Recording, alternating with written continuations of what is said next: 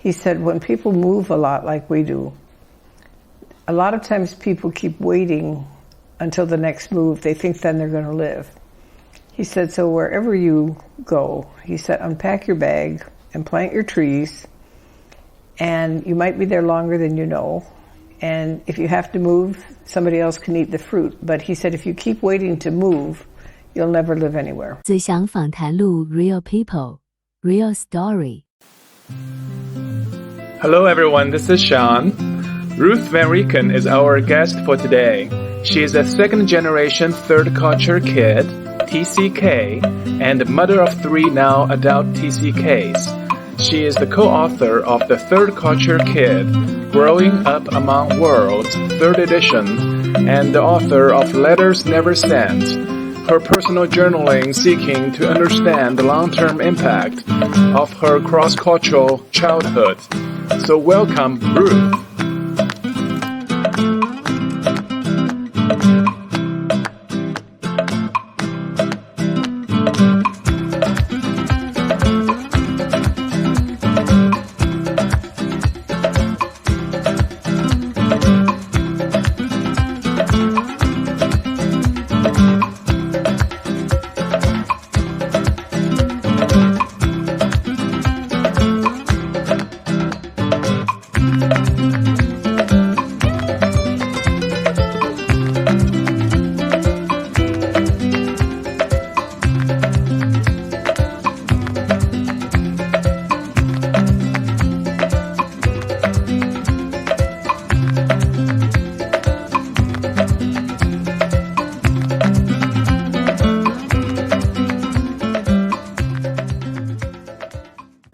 Hello, Ruth. Thank you so much for inviting me to your home today. I really appreciate that. And as I was entering your house, I saw so many awesome Africa-inspired arts on your wall. I was so surprised. If I just meet you on the street, I would never have imagined that your home is so awesome with so many Africa arts. You must have a great story behind you. Well, since I was born in Africa, that's probably why I have the African art. My parents had gone over there. They were teachers. Mm-hmm. And so I was born there, and that made me what we call third culture kids, where you live outside your parents' home, country, and you're not quite like the country you're living in. You're not quite like the country they came from, but you make your own kind of world there with other people who are also expats. That is awesome. So, you wrote a book about the third culture kid, mm-hmm. which is this one, which is one of the best selling book in the world. So, could you tell us a little bit more about how do you define the third culture kid, which is the TCK, right? Right. Well, you should understand that the world has changed a lot, and when it began to change culturally after World War II, there was a sociologist who went to India. Her name was Ruth Van Reken. And she wanted to study with her husband how people did business, how American business people worked together with the Indian business people. And she realized that they'd come from one culture, they were in another culture, but they had set up a world between the two that was where they kind of interacted and interfaced. But she also noticed something else, that the children who had come with the parents from the States had different characteristics than the students she had back in Michigan. In some ways they seemed older than their age, they knew about the world. In other ways they were younger, they didn't know about their own home culture. So she called them third culture kids because they were children of these people she was studying. And calls the third culture an interstitial space. I would think for you, when you've come here, you've come from China. Right. You live in America. And you've learned to do both. You can do both, but you yourself live kind of negotiating the worlds between the two that you've been from and that you're in. So that would be a third culture kid. Oh, so you're telling me I'm a third culture kid? I think I am telling you that. Oh my gosh, that's such a pleasure to know that. I'm wow. telling you that. But also then later, Dave Pollock came and he was working with the same group, and he also said that they were children who went to another culture with their parents, But even though they might take, and he talked about them being in the developmental years, that these are the years, and this is what's critical, like from 0 to 18. These are the times that we develop our sense of identity, we develop our language, our socialization, how we do culture. And so these are important years. And so he included that. And then he said at the end that somebody who does that may take different elements. Maybe I like turumiya to eat because I grew up in Nigeria, and you might like, or somebody who was in Japan might like sushi. But that's not what makes the third culture. But we relate to other people who've lived between worlds the same way that we have, because it's an experience that emotionally we have connection with. When somebody else has done it, we kind of understand how it feels. That's absolutely great. So if I understand correctly, your parents were also TCKs, right? My father was. My father was born and raised in what was then Persia, which is now Iran. Right. So both of my grandparents are buried there. I never met them. My grandfather began a hospital in Resht, and so they died before I was born, and that's where they're buried. My mother was born and raised in Chicago, so that was a little different experience, and maybe she was the stabilizing one and he was the rootless and restless one. But they went to Nigeria then in 1944, and in 1944, because of the war, people were not allowed to take children. So my mother was pregnant. She didn't want to leave her daughter here, which some people were doing. So she went, while she was pregnant, to Portugal, and they told her she better stay. So my first sister was born in Portugal, and then she went down to Nigeria, and I was born a year later, and then I had 4 more siblings that were born in Nigeria. But my first daughter was born in Liberia some years later, and my first granddaughter was born in Ghana, so we're kind of have the Africa self. The Africa self. The Africa self. That's why everything's Africa. That's great, yeah. Because your father grew up as a TCK, did he give you any kind of guidance or suggestions to better help you to go through life as a TCK too? He did. He never knew he had a name. But he used to talk to me. I remember one time he said, I never quite feel like I fit anywhere. And I was surprised. I said, Dad, people love you. And he said, yes, but like if I'm doing a negotiation between maybe the Nigerians and the Americans, both sides want me to see their side, and I can always see the other person's side too. So he was a good negotiator. That's one of the skills, to be a bridge. Mm-hmm. But so in that way, he said, I always see both sides. But the biggest thing that I think he told me, he said, when people move a lot like we do, a lot of times people keep waiting until the next move. They think then they're going to live. He said, so wherever you go, he said, unpack your bag and plant your trees, and you might be there longer than you know. And if you have to move, somebody else can eat the fruit. But he said, if you keep waiting to move, you'll never live anywhere. So that's been very good advice, because where we live now, I guess, is about the 17th house I've lived in. But when we moved to the house 17. Before this, we had been married 19 years, and we've been living in 16 places. So you have to learn where I am is where I am, and I have to live here fully as much as I can. So that was good advice. The other thing I think he always taught me was, when you're with people from different cultures, he said, don't ever ask somebody else to do what you wouldn't do yourself. And really what he was saying was to respect other people, and if you don't want to do it, don't just think somebody else can do it because they're from another culture, or, that kind of kindness was very important to him.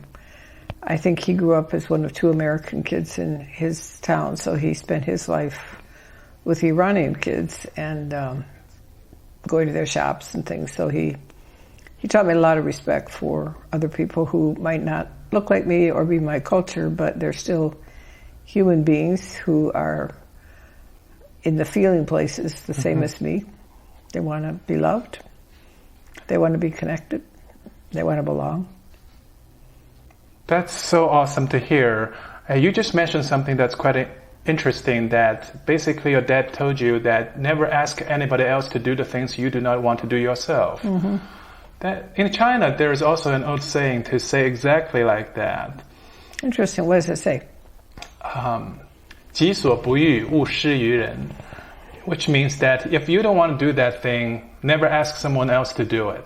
Mm-hmm. I think even we live in different parts of the world, we share a lot of things in common. I think so. Some of the principles we abide by are kind of universal. Mm-hmm. We just don't know about it. But if we really talk to other people like we do now, we will find out that even though we are coming from very different parts of the world, have very dramatically different life experiences, but there are a lot of things we can relate with each other.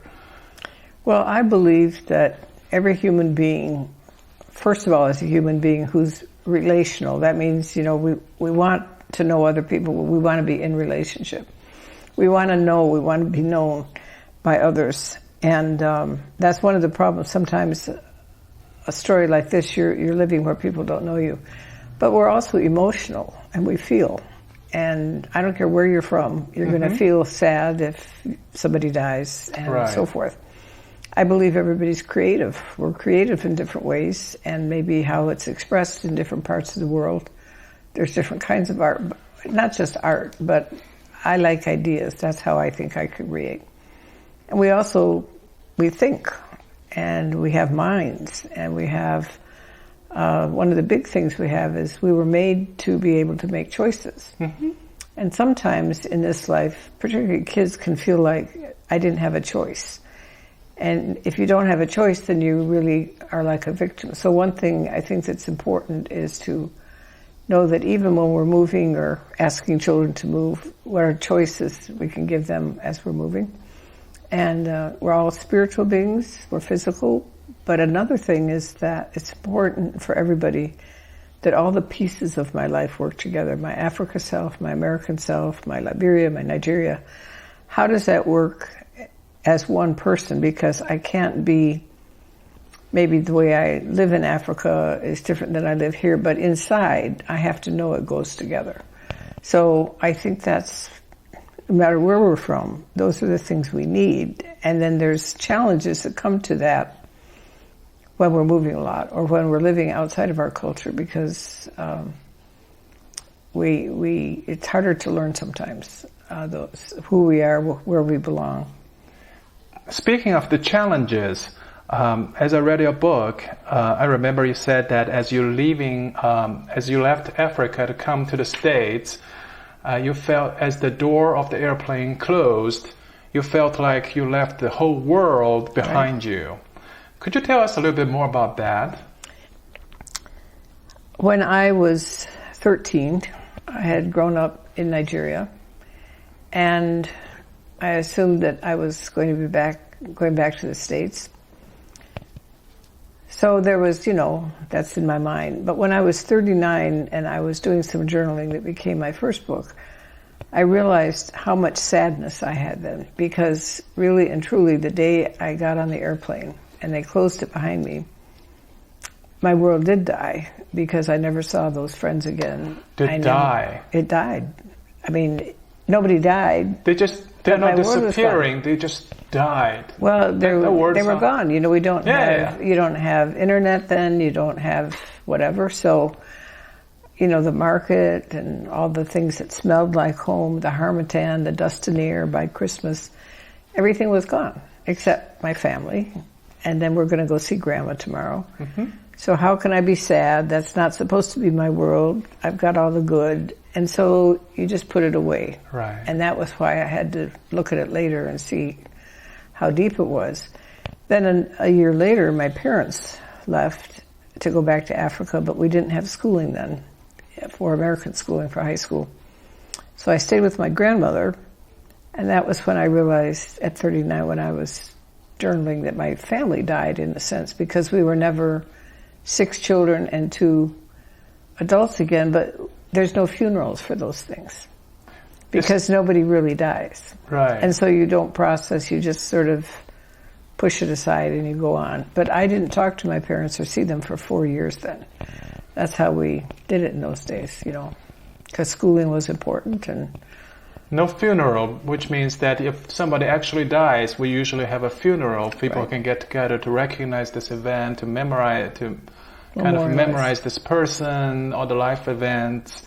But for you, leaving Africa to come to the States, there is not a formal event to act like a funeral. Right. So you don't have a formal opportunity to kind of release your thoughts. Your grief. And, You can't process the grief because grief takes time. It's a process. When somebody dies and it's obvious, everybody comes and they acknowledge the grief. Oh, I'm sorry. We know what happened. We're sorry that happened. And then we remember that person and we say, oh, that's just wonderful. They were so good. They were so this. And then we have the ways of saying goodbye. We have the service, the eulogies. We have the burial. We have all those things. And then we can go on later. And it takes time. But in this life, there's a lot of things we lose we don't have understanding of. Like when I left Nigeria, I didn't realize it was the death of my world. But, I didn't realize, I mean, I was sad, but I didn't know it was that sad. But at the time you were only 13. I was 13. You were still a kid. Right. So you don't have words for it. You don't have language. You can feel sad, but you don't understand. And so you don't have a process. One of the things we do when we work with families, we try to teach them how to say goodbye. Right. And we tell them to build a raft, which means first you try, and if you don't have good relations with somebody, you try and fix it so that you don't have to be embarrassed to come back. But then to say thank you to people and to thank them for who they've been. To make sure you say goodbye, not just to people, but even to your place. Place is very important. So for children, taking pictures, making sure you can remember. Right.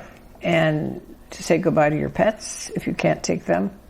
And even possessions, because the things that are our possessions, like I have my ring. That's from Liberia. Oh, really? Yes. Wow, that's a very beautiful ring. Well, it's a V ring. So these little things hold our memories. It's and a they V remind ring. us. Yes, it's a V ring. It means victorious. Yes. And they made it when Winston Churchill came to visit. And Oh, really? he always used to put up the V for victory for the, I thought that's what Chinese people always do when they take photos, which I don't understand what it means. I don't know either. But anyhow, so that's what we try and help people do now is, in a way, how do you make a funeral when you're going to say goodbye? Because sometimes parents think, well, if I just take them and we just go, they won't notice. I guess they think that. I don't know. And so they just don't tell the children, and maybe they just take them later, or they tell them right at the end. But children need time also to process goodbyes, because grief does take time. You can't just do it in one day. So that was the kind of things we didn't know when we were doing it, because we didn't have any understanding, and so that's why I do what I do, trying to help people do it better. You obviously did a fabulous job. And in terms of coming to a different country and environment, you said that, there's grief, there is a disappointment, there's a lot of things to say goodbye to, but especially for people from China, when they come here as a kid, they also face a very different scenario because they don't necessarily speak English that Right. well. I mean, facing a totally different environment, plus the language barriers, which is going to multiply the difficulty, several times. I know some family. Initially, they come here. Their daughter or son was crying every day. They don't want to go out because they feared outside world. Everything was so unfamiliar with. It's just their family was having a hard time to helping their kids to cope with the transition. And their kids was complaining they want to go back to China every day. They're crying. And so how would you suggest them to cope with that process then? Well, I think first it's normal. It's normal. It's normal because it's a really big change. And when we do transition, when we do a change is an event. You take the trip, that's a Right. change. Right. But then there's an internal process we call transition, where your insides have to match you go through, the saying goodbye, but the grief and moving on. So when we do a transition like that, it's not just the kids. The parents feel it. The parents feel it. The parents will feel the transition too. And sometimes they don't want to acknowledge what the child is feeling because then they would have to acknowledge what they're feeling. It's like it's so painful to see it in your children because you're feeling it yourself. So I think the parents also need to know how to do transition. How do they say goodbye well? But that there is this normal time where you've left one place, you're not fully in the other, and you're kind of in between. And in a way, COVID was that way for us. We never said goodbye to our old lives, and all of a sudden we're stuck in the middle of some place. We don't know where we're going. But I think parents should also, I tell people, it's important to comfort before you encourage. A lot of times parents try to help the child feel better by saying, oh, we're going to do this, we're going to go to the store. Or they get mad because, well, you know, whatever, and they shame the child. But the child is feeling a legitimate feeling. They've lost their world. They're human beings. They will feel it. Life will go on eventually, but in this interim time, maybe helping them connect to their parents or their grandparents or the kids back home. Things that they can do so that they know that world isn't lost forever.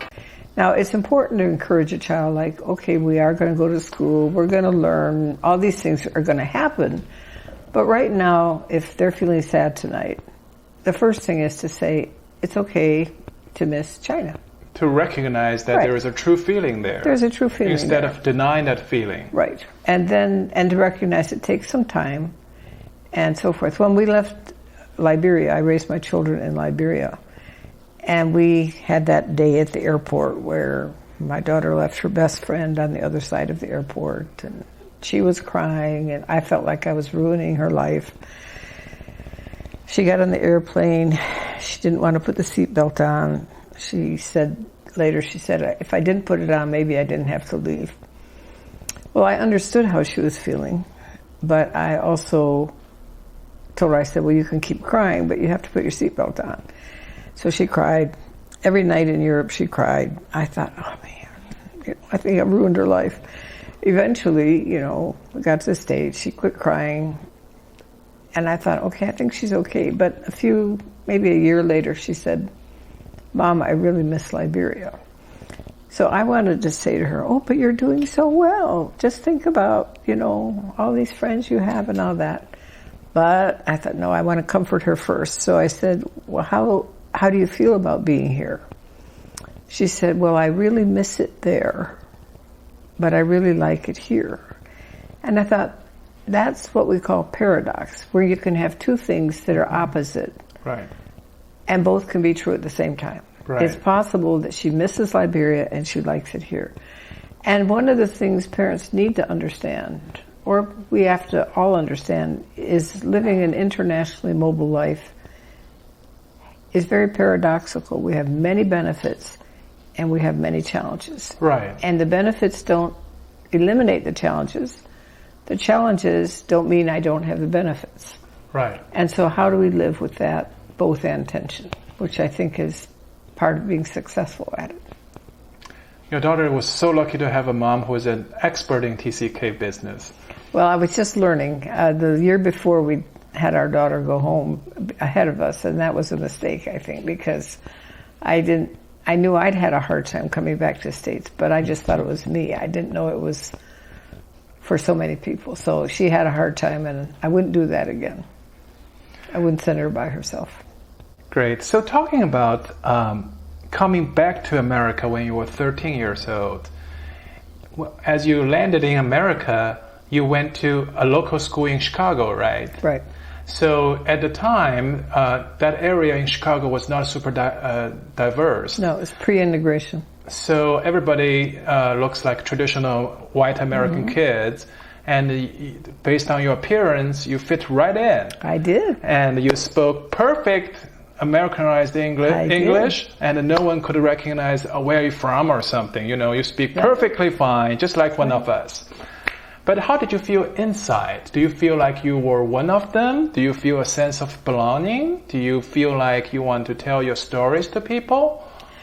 Well, I found out if I started to tell any stories, they didn't agree. And they asked me, where are you from? And I'd say Nigeria. And they say, well, you can't be, you don't look like it. So pretty soon I thought, oh dear, I guess I'm not from Nigeria. But I'm not really from Chicago. And I began to feel really stupid. Why? Because I didn't know anything. The kids talked about people I didn't know that were, like Elvis. Well, right. Of course they met Elvis Presley, but I never knew Elvis. We didn't have internet there. All the music they listened to, I didn't know it. So I bought a radio and I'm trying to listen all the time, and my mother thinks, what happened to her?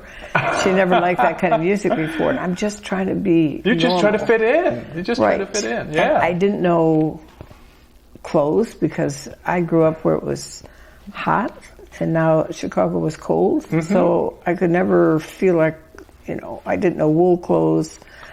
There was so many things I didn't know. I didn't know the games kids played. I grew up with soccer, and in America they didn't do soccer yet. Right. And they called it football, but they were throwing it with their hands. So I didn't understand. Really? This is football. Yes. This is No, football. but that's not football. That's not football.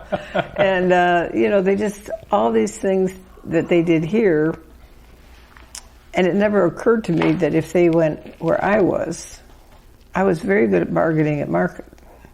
Oh, really? I was. Really? I did not know that. I was wonderful, but nobody bargained here, right? That's something that I could never understand. I went to supermarket. Of course, no one bargains in supermarket, Right. for sure. But if you go to some flea markets, everybody bargains in China. I know. That's fun. I That's know. culture. That's I know. entertaining. I know. But when you come, I was good at it. Oh, really? I was. Well, next time we need to go to somewhere together so I can see how hard you bargain. But, as a child, that was how we did it. And so all these kind of things, it never occurred to me if they went where I knew how life went, that they would be strangers. All I knew was everybody else knew how life worked except me. So I must be stupid because, Because you were different. I was different. We call that being a hidden immigrant. If I was obviously from someplace else, people would at least understand why I was not the same. When I was in Africa, I had many friends, Right. but I was clearly a foreigner. I didn't look like them. I didn't speak like them, although I spoke Hausa, but they knew right away I'm not the same. Right. So they don't expect that. But when I was back in the States, then they expect me to be like them, to know all these things. And I would Right. think when you go back to China, it might be something like that for you. Right. Is that you are expected to be Chinese. But by now you've maybe changed a bit. It's because Africa had changed me. That just reminds me about my own experience in China. I came here when I was in my late teens, and then I've been here for many years. Now I go back to China a few years back. And even though that I look perfectly Chinese, I speak 100% Chinese, no accent at all.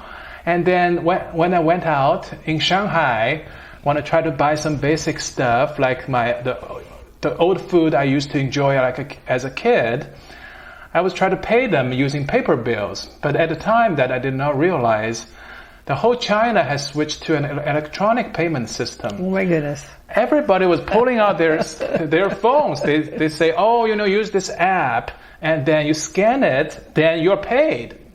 It's so easy, so simple, so fast. And I was there acting like stupid. I was trying to pull out some big paper bills. I would try to pay them like $100 Chinese yuan, and I want them to give me changes. And the vendor was saying that, oh, I don't have changes. Can't you just pay me by your cell phone? I said, what do you mean by that? And they look at me like I'm crazy. They said, they must be thinking that, why this person is so boring? Obviously you're 100% Chinese. Right. Why in the world you do not understand this? And if I did it, they would say, yeah, if you did that, oh, you're such a nice lady. Let me teach you. Well, let me show you how it works. Yeah, I'm so happy that you want to buy my food. Yeah. No, that's exactly the problem, is that you were a hidden immigrant. I was a hidden immigrant. Right. in there. Right.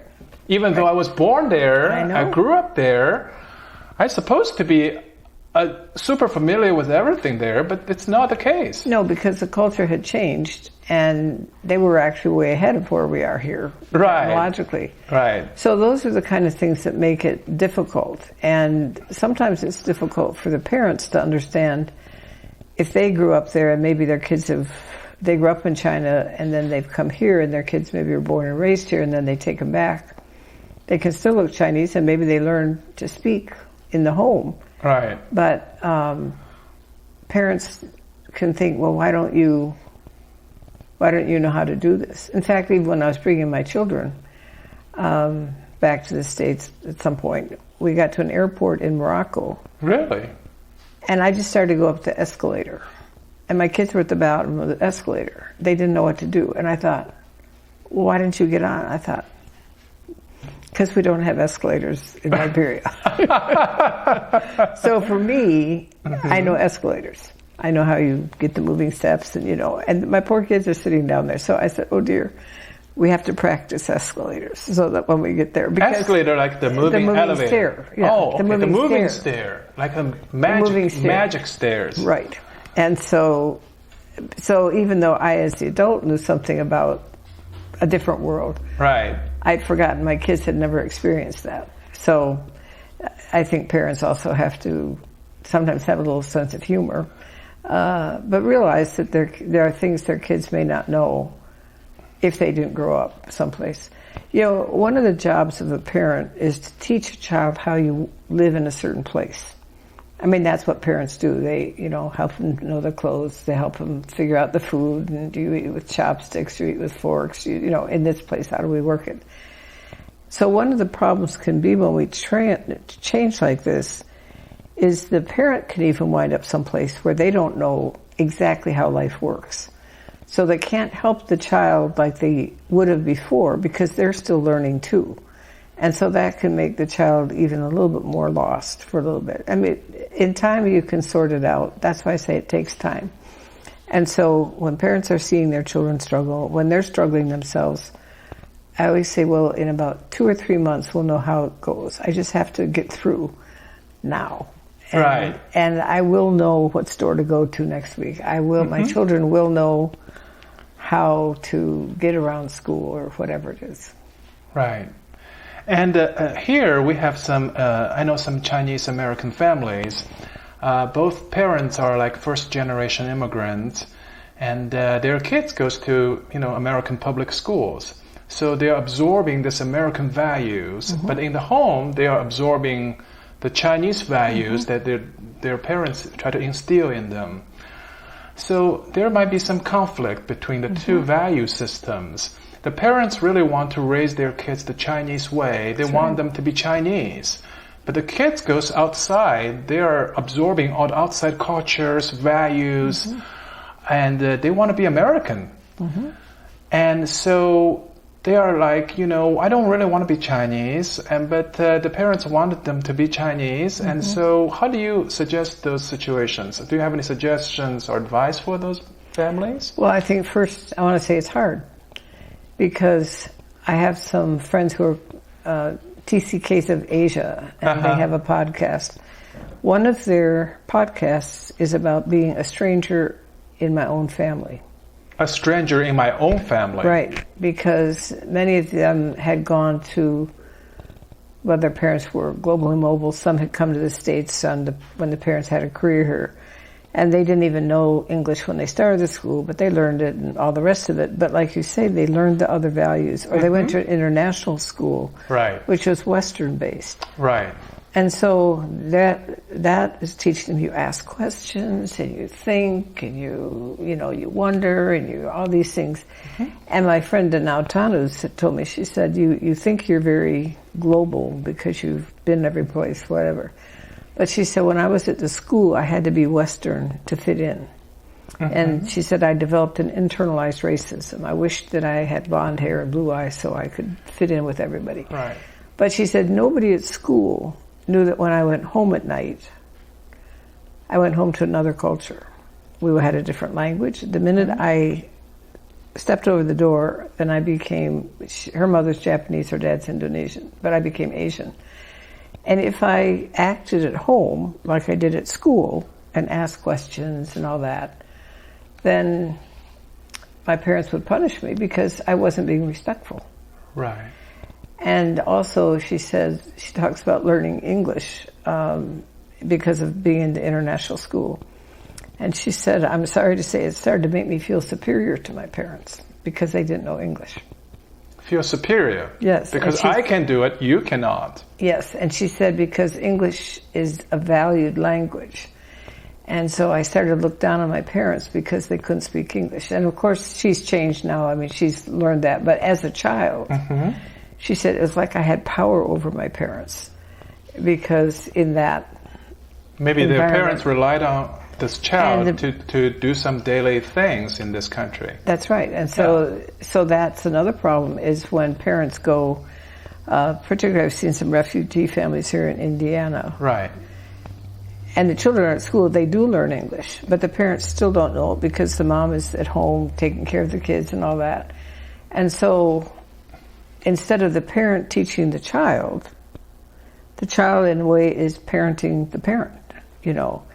And so, of course, the parents can parent in other ways. And I want to say that I think as children grow up, they do come to appreciate what the parents have been. But there's this time in between, like you say, they want to fit in. That's part of development. You want your peers to love you. You know, you want to be like the other kids.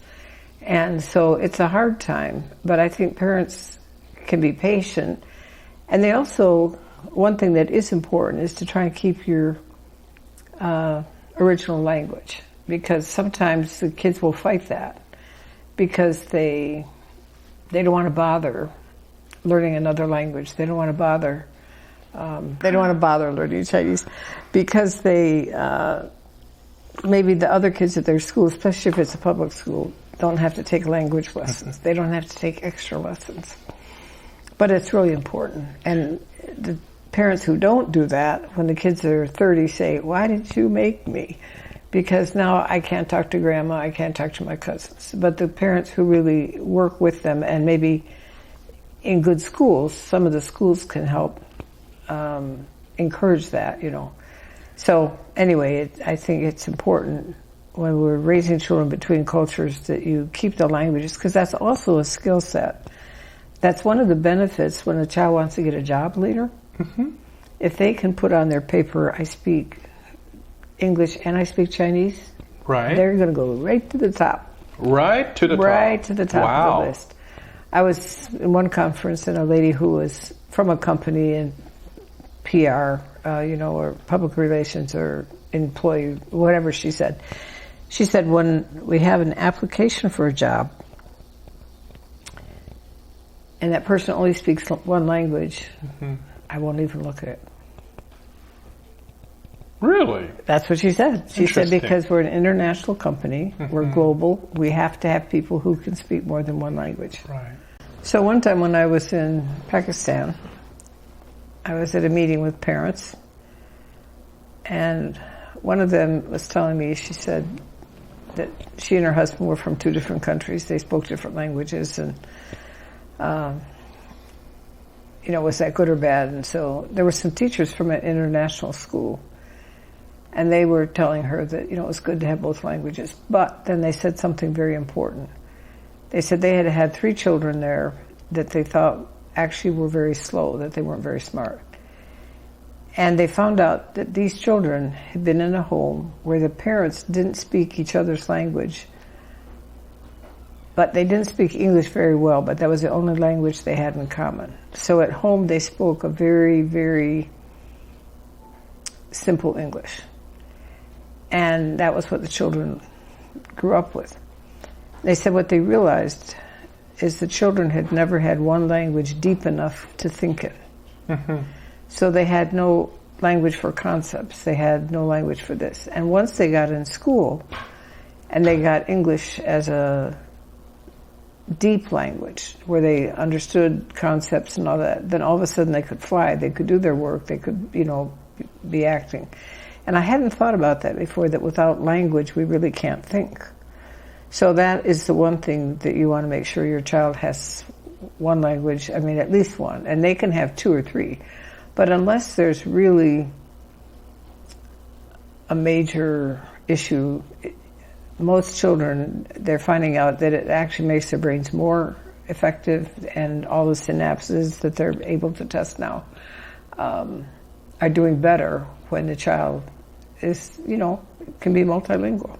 What's kind of cute, I've seen a lot of kids, they almost speak in the 2 or 3 languages all at the same time. They had a word here and a word there. And they mix it up. Yes, they kind of make it all. You think that's very cute? Well, I think it's cute because I'm watching them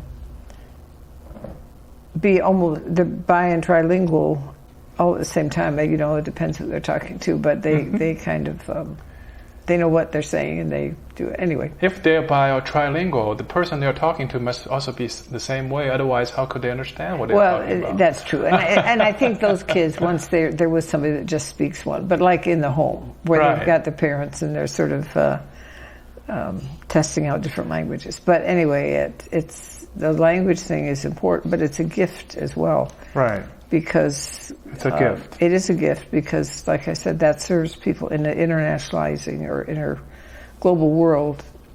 If you can speak more than one language, and I've met kids, and I don't know how many you speak, but I know I've met kids who can speak 5 and 6 even by the time they're 7 and 8, and they do well.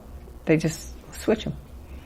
They know exactly which one is which one. They know which one is which one. So the worry for the parents to worry about their kids is have no ability to learn more than one language at a time. It's just it's not necessary to have such a worry.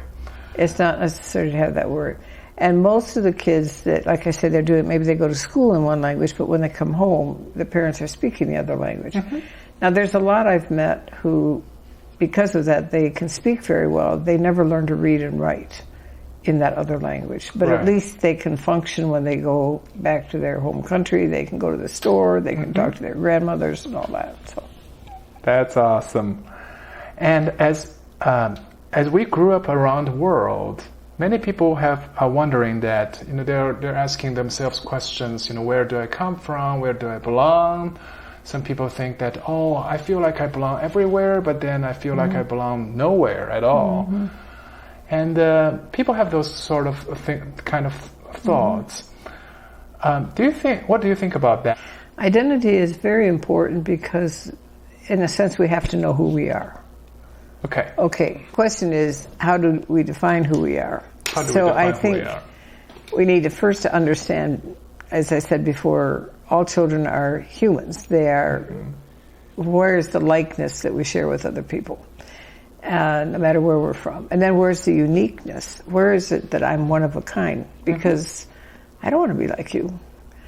I want to be like you as a human where I understand you, but I kind of want to be me, and you want to be you, because there's a separation of who am I. Don't you? That's just such a fascinating point you just brought up. Because I think when we were little, we always feel the peer pressure. We want to be like you. We want to fit in. But as we grow up, we want to be ourselves. I don't want to be like you. Right. I like myself. Yeah. Everything about me is unique. It's fascinating. It's awesome. And that's how we were created to be. We're both alike, so we can understand our feelings. Right. But we are also unique. So parents, I think when they look at their children, can think, okay, how do I help them understand both their universality, but also who's this child? And every child that we have is different. Right. So we need to know where we're alike, we have to know where we're unique, and we have to know what's my roles and what are my particular gifts so that I know what I can do. But then where do I belong? Where do I fit in? And what are my values that no matter where I go, I keep those values. That's me. I don't care. Maybe honesty's a value, and wherever I am, that's a value for me. And what are the things I can change when I have different cultures? But I think in the past, our identity has been more tied to a geographic place or an ethnicity or a race. And I think that's what's getting blurrier in the world. And so sometimes I feel like I can be all of the above. I can be my African self, I can be my American self, I can be my frame self from my family that I was from. I can be my Van Reken self. That we don't. They are all me. They're all you. They're all me. And somebody was saying that my life is like windows. That there's different windows that are open. Different windows are open. Different programs that are open. Right. And I have to operate in the one that's on the screen. And so I tell parents, yes, your child your child is Chinese, but they are also. And you can let them be also. And I think that is part of the new way of life in a world that's changing. We've never lived like this globally before. That children can even choose a little bit more where they feel they connect. Some children in the family grew up one place and the other. But what I do say to parents, the most important thing is to make your family traditions and your family unit. That's the place of primary identity for most kids. And so that's where we learn, are we loved? That's where the parents, teach us our gifts, where we belong. If everything else in the world goes away, I still belong to my family. So I tell parents whatever you can do to nurture that, and among that would be family traditions. And that's where you also keep being Chinese, but that we always have the same bread every Christmas. We have the same routine, because this is how we do it as our family. It's a tradition. Yes, it's a tradition, and it's a portable tradition.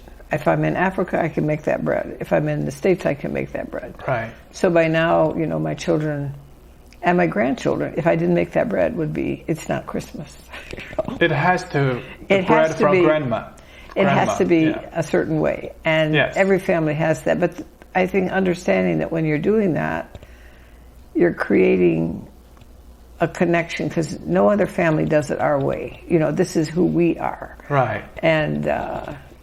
And also in the Chinese tradition, of course, you're also part of a bigger culture, or I'm part of the bigger story of, if I celebrate Christmas, but other people who celebrate Christmas, but still exactly how we do it is part of building traditions and building family memory, taking vacations, and realizing that what you're doing with your children now that maybe they don't even understand, these will be their memories.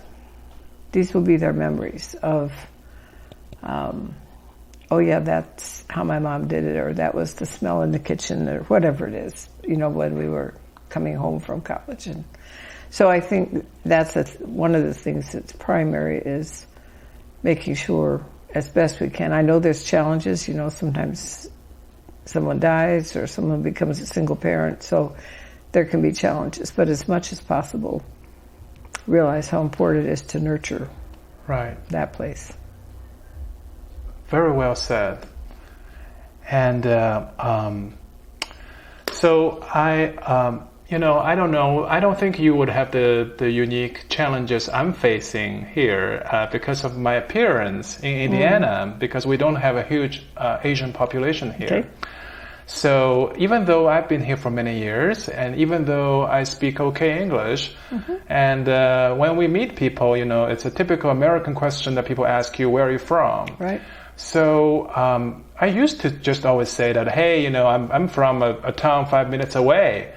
And they often, 80% of the time, people will say, no, that's not what I'm asking you. Where are you really from? And then, then I have to say that I was born in China, but I have been here for a while. And that answer satisfied them. Mm-hmm. But if I answer, I'm from 5 minutes away, I live in a small town here, nobody was satisfied almost. Yeah. But you're so lucky to me that you have this awesome appearance that no one would ever ask you that question, right? Well, of course they ask me where I'm from, because it's the American question. You're right. What they don't say is where you're really from. But they all ask me where I'm from. Right. And that's still a hard question, because most TCKs, many TCKs, we're not sure where we're from. Mm-hmm. We're from kind of all of the above. And so, like I said before, when they said, where are you from? And I said, Nigeria. Well, that didn't go very well. So I decided I'm not from Nigeria. But that's the truth, right? It is the truth. You don't think stay with the truth is important? Well, I think that at that point, I'm 13, and being embarrassed by my answer is not too good. But I didn't feel from Chicago. So, but maybe I said, after all, I'm from Chicago, and like you said, then nobody said, where are you really from? But then when we moved to Indiana, and I went to a conference away, and somebody said, where are you from? I thought, I don't know anymore. So then I decided from then on, I said, I live in Indianapolis. And nobody notices I didn't say where I'm from. Now, if you said that to me or somebody else would say that, I said they didn't answer my question. And I know they have a story. My husband asked me how I meet all these people. I said, when I said, where are you from? And they give me a funny answer. Or they... A funny answer? Or they just, or they say like, it's something like that. It's a long story. Yeah, then I know that, this person has a story. So there is a great movie on YouTube called What Kind of Asian Are You? And it's the story of an American Asian American who's jogging, and some white American, stops her, and it says all those wonderful things. And so in the end, she turns the table and she said, well, where are you from? And he said, oh, whatever city. And she said, no, but where are you really from? And, of course, he's never been asked that before. And so he doesn't even know. So it's a cute movie because it's really showing how silly that question is, or how annoying. Right. Why don't you just accept it? But I will also say, though, for me, when I meet someone who says that, I am curious because I want to know their story. It's a real question for me if I would say, maybe not where you're really from, but like trying to find out, what's your story? Because I think, well, he didn't quite answer. Yes, well then he's, and so I'm curious about you. And that's why I think people ask where you're from. It's kind of like, it's a way you figure out, do we know the same people and all that kind of stuff. It's a connecting kind of question. So do you have any suggestions to me regarding how I should better answer that question from now on? Well, it depends how much you want to be annoyed or not annoyed. And that's one thing we do tell parents is you should help your kid think beforehand what they want to say. I think what you might say is, well, I was born in China, but I've been here for 20 years. Because they're going to ask you anyway. So just tell them before they ask you. Just cut the chase, yes. I know what you're asking. I know what you're asking. So I was born in China, but I've lived in my city for 20 years. So I think I'm from that city now. Right. But, because I came here when I was in my late teens, so at the time, I think I already passed the golden era of learning languages or something. So when I speak, even though I can speak English okay, but there's more or less some sort of accent in there. And nowadays, I no longer feel that's a shortcoming anyways. No. I feel like that's a uniqueness. That's good. Because that's a part of me. I should be proud of it, just like my black hair and my brown eyes. And initially, I tried hard to get rid of my accent. But then I thought, why not you keep a little bit accent? That's just uniquely you. That makes you very special. That's uniquely you. Yeah, that's great. Well, and you certainly speak well, but I think it's funny when people say I speak without an accent or something. They say it to me because everybody has an accent. It just depends which one you have. Right. There's different accents in different parts of the country, and there was a time that I was in a car and there was an Australian girl and then there was somebody from the South. And the person from the South, in her southern drawl, said, after this Australian person had, spoken, she says, I always wished I had an accent. And I thought, honey, you do. I'm the only one that doesn't have an accent. Which, of course, is silly because I have a Midwestern accent. So if I'm someplace else, So accents are part of life, and we all have one from someplace. So you have one that represents you. But back to the hidden immigrant. That is one of the things that can differentiate. Like if somebody is, say they were white and then they came to my school in Chicago where I was. There was another girl there that year who was from Germany. Right. And she didn't speak English. So when she tried to speak, then people knew she was foreigner. So that can be a differentiating thing that make people give you a little more space. If you don't speak the language exactly, there was a girl in Switzerland, and I was asking the kids, what's hardest? And she said, being discriminated against. And I was surprised because she was white, and usually white kids aren't saying I was discriminated against. So I said, well, what do you mean? Well, of course, Switzerland, people are white. And she said, I don't speak German. So when people see me on the bus and they speak to me in German and I can't answer them, then they're very annoyed at me. And so she was a hidden immigrant in her host country until she came to the language. As long as they just saw her, they thought she should be able to speak their language. So it's all kinds of different ways. So she didn't understand, so she could not respond. She couldn't respond because she didn't know it. But then they looked at her. Then she felt like she was being discriminated against. Because they would be mad. They would be like, why don't you speak English? German. And she said, because I don't. Anyway. So there's all kinds of ways how we look and all that. And in the traditional way, when people, most centuries before, a certain way that people look, you could sort of say they were from someplace. But I call this, beyond a hidden immigrant, we can call this a hidden diversity that we really don't know. Until we know somebody's story, we can't guess anymore because we can have all kinds of looks. I was in China, and some Chinese people got in the car with me to go to the airport. So I smiled at them because I don't speak Chinese, and they sort of smiled back, and that was fine. And then halfway to the airport, they said to me in perfect Australian English, "Do you have enough room?" And I thought, oh, I guessed wrong. They're really Australian. They're not Chinese. They had come for visiting. Chinese, Australian. Yes, but in the sense they'd probably come back to visit, but all they're speaking was Australian English. Oh, okay. It wasn't, I don't know, I'm sure they spoke Chinese, but when they spoke to me, and I thought, now I'm guessing, I don't think you speak English because I'm in China and most of the people around me haven't been speaking English.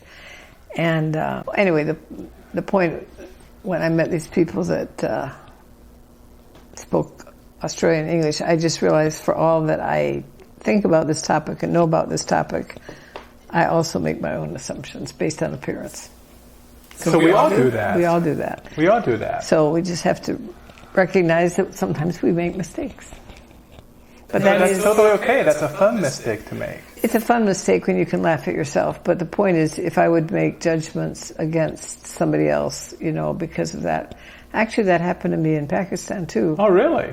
I got on a bus and the women have to sit by a woman and the men, so I sat by a woman, but she looked like she was from Pakistan, and I assumed again that we didn't speak the same language, and so I didn't try speaking to her. I smiled at her, but And then just before we got off, she said, the women have to wait until the men get off, so you can't get off first. I thought, I could have had a really interesting conversation for this whole time. Right. Because obviously she spoke English, so we make assumptions, but it's too bad sometimes because we miss things that we could get to know people with. That's awesome. What is that called, by the way? Is there a term for that? Well, it's stereotyping. Oh, it's a stereotype. Stereotyping, that I'm assuming that if you look a certain way, you will speak a certain language, or that you will give certain activities. Stereotyping can be neutral, that we assume like that, or it can be bad that we assume that if you're this way that you're going to be a problem or you're going to be whatever.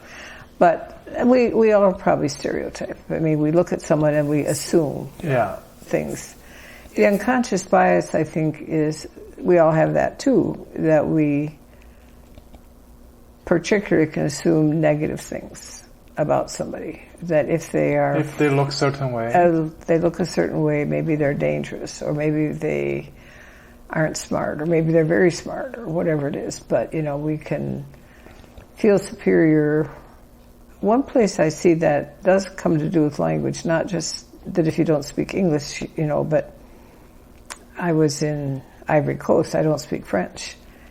And I had that feeling that because I couldn't speak the language, people were looking down at me as like, what's your problem? And I thought of all the people, I couldn't read the signs. Essentially you're illiterate if you don't know a language, right, and you're in some place. And so, again, that feeling of they were looking down on me because I couldn't navigate in French. And right.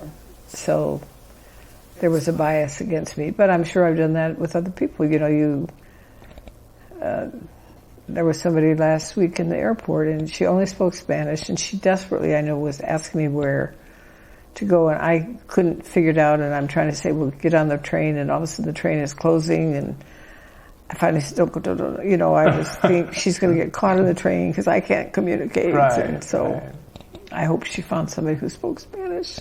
So another thing I was wondering is that I heard there is a new term called parachute kids. Yes.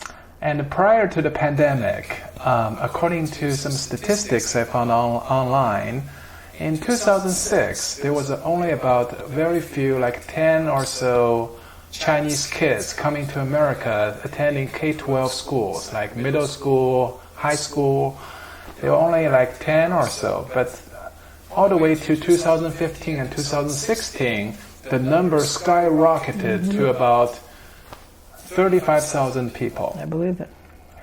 And many of them, basically, they come here by themselves, and their parents are still in China, and they have decided that their kids should go to America to receive a less strict, maybe a more creative education, and hopefully in the future getting a better job, and ideally in the States.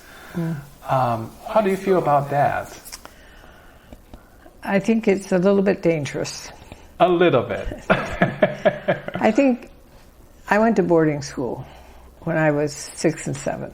Boarding school means that you stay inside of that Right. school for a long time without going home. Right. So in the same way that they're separated from their parents, I was separated. Right. I think when possible, children need their parents more than anything. Right. So that's right off the bat. And so I was 39 and again trying to understand my story and realized how deep that separation was. And Right. the issue of, families and attachment and so forth. Right. But I also know that, people want their kids to learn English. The problem is, I was at one school where there were 15 Chinese kids. And I realized these kids came on the same kind of visa that a college student comes on.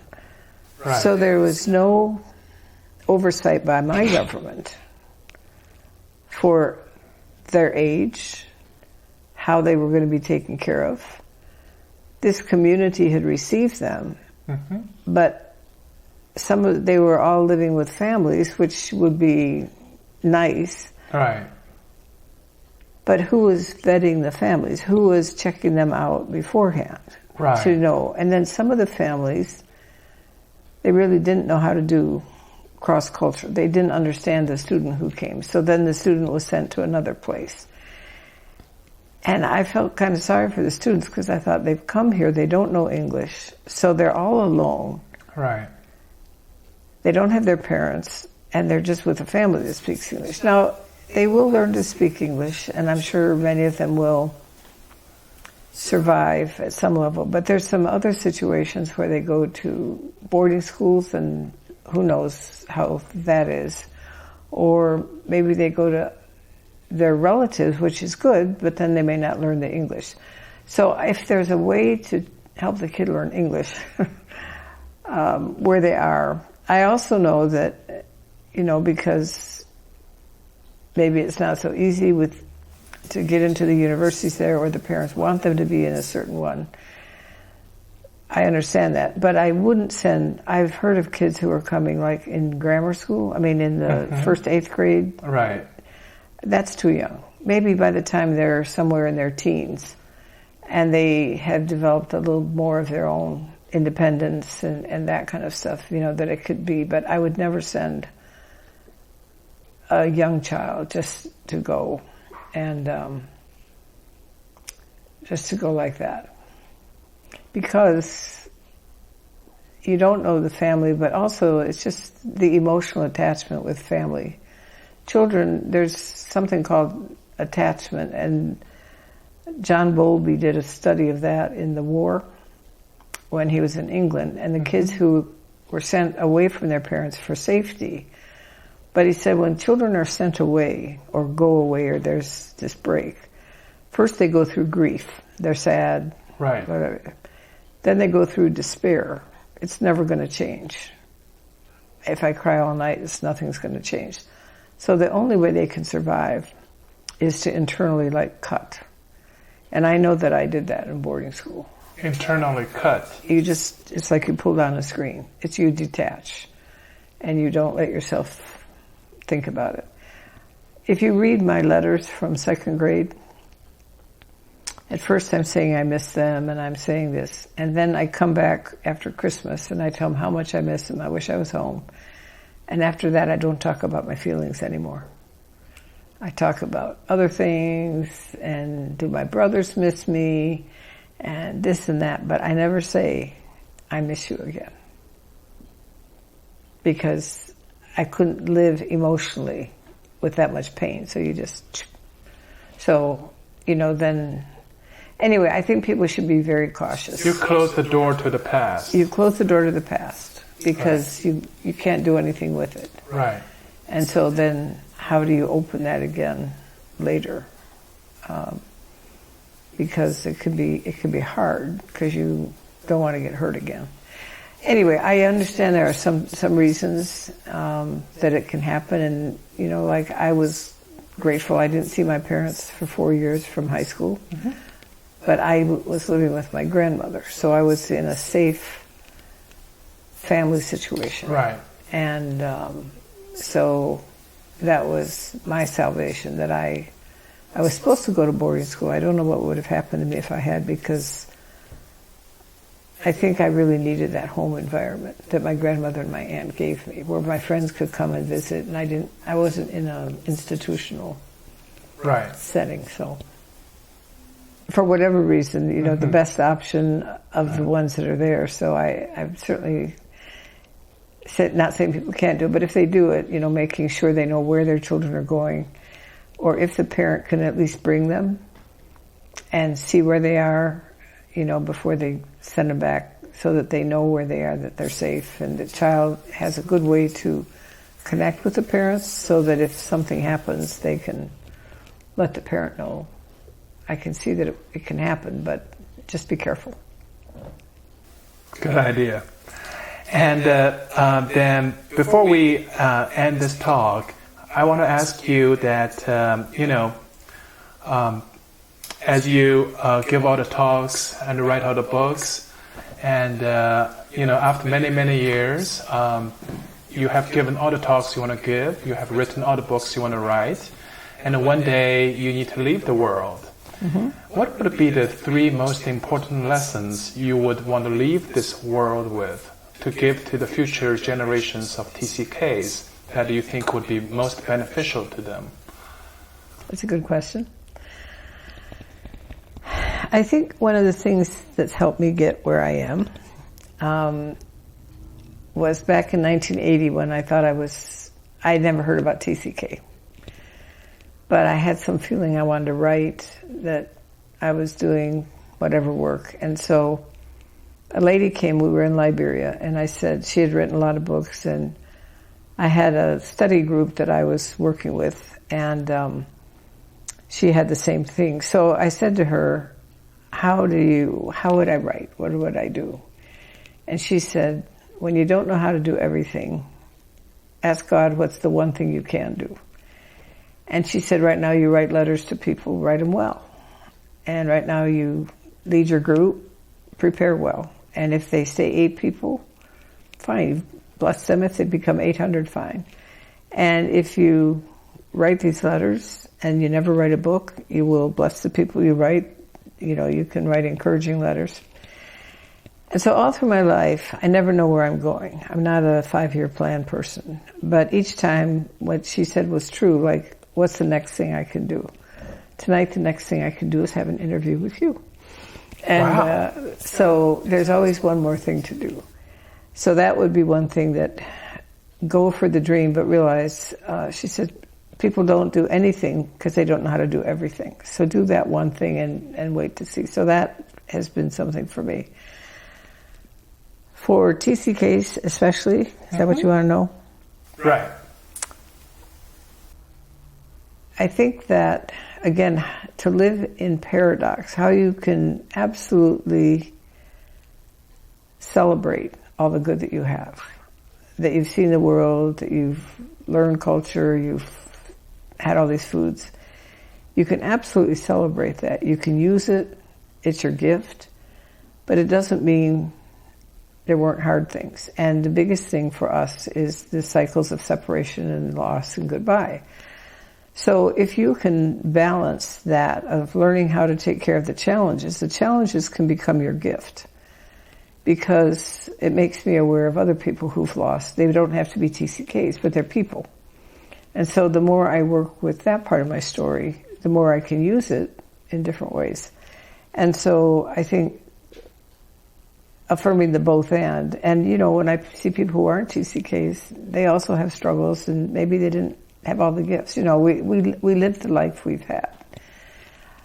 So that would be the thing, is to live the both and don't discount your gifts, because there might be the pain, but don't discount dealing with the loss even if you're using your gifts well. And of course my faith is also an important part of my life, and that I think keeping those things that have value outside of even the details of the day. I mean, this is a topic that I've loved. I was given my life to use for this topic. Okay. The third thing that I think is important for all of us to understand is what we do is not who we are. Let me explain that. When I was 55, I had a diagnosis of breast cancer. And they thought I'd probably be okay, but, it's a bad word. You don't know how you're going to be. So I was trying to figure out why I felt so sad when they thought I would be okay. So I had to do my journaling. That's how I do life. And what was it I was losing? And I realized that I've been working with people on this topic, and now I had to get out of line. They were going to keep going. Right. And I would be out of line, and, maybe I wouldn't get back in. And so I went through that time. But while I was over here online, one thing I had to decide, if I'm sitting here, of course, by now I have a bald head because I had chemo. And all of them were doing over here. And so I had this chemo, I had the radiation. I had to go through realizing that I had to get out of line for what I was doing. But then afterwards, I had a lot of complications. Right. And my arm was swelling because of the surgery, and they had done radiation, and I couldn't speak. So I couldn't speak without coughing. And I couldn't do my computer without my arm swelling. And I do two things. I write and I speak, right? Mm-hmm. I might survive the cancer, but would I ever be me again? What if I could never write and I could never speak? And so I had to think, if I spend the rest of my life on my driveway blowing bubbles with my grandkids, do I have value? Do I have value in being who I am as a human being that God loves? Or is my value only in what I do? Now, what I do is what I enjoy. But what if I couldn't do that? Would I still be somebody? That was very important for me, Sean, because if I'm not what I do, I can even risk failing because I'm still me. And so I think that's been part of helping me go places I shouldn't have gone humanly, speak to crowds that, I don't really have business. I'm not a teacher. I'm not a psychologist. I'm not that. But I still can go and speak about the kids. And if I fail, I'm still me, because I'm not what I do. And that was an important thing for me, to give me the courage to try and to separate who I am from what I do. Does that make any sense? What I do does not necessarily define who I am. Right. I was given something to do. I was given this topic to work on. Right. I was given that, and I love what I do. Right. But then my mother was sick. For 4 years, I couldn't really travel anymore. Right. And again, okay, if I'm just a caregiver for my mother, do I still have value? And Of the course writing, you do. yeah, the writing in the books, that's something I do, but it's not what makes me have value. Because all of life's going to go, everything I do, will pass, and we each have our time in life. Right. But I think that for me was what I would say was the third lesson, that becoming aware, that's why identity in its core is so important, because that's who I am. And this other stuff, if it's what I'm doing, it's important because it comes out of me, but if I can't do it, I'm still me. I still have values. Even though I cannot do the things I used to do. Yeah. I'm still me. I still have values. I'm still me, and I still have values. And I think as life shifts too, there's different times you do different things. Like right now, my main thing would be to try and encourage you and your generation to think about these things and to keep growing the topic, because the world's only changing more. So we began it, now you get to finish it or take it to the next step. I love that. Thank you so much, Ruth. You're welcome. The talk is really good and inspirational.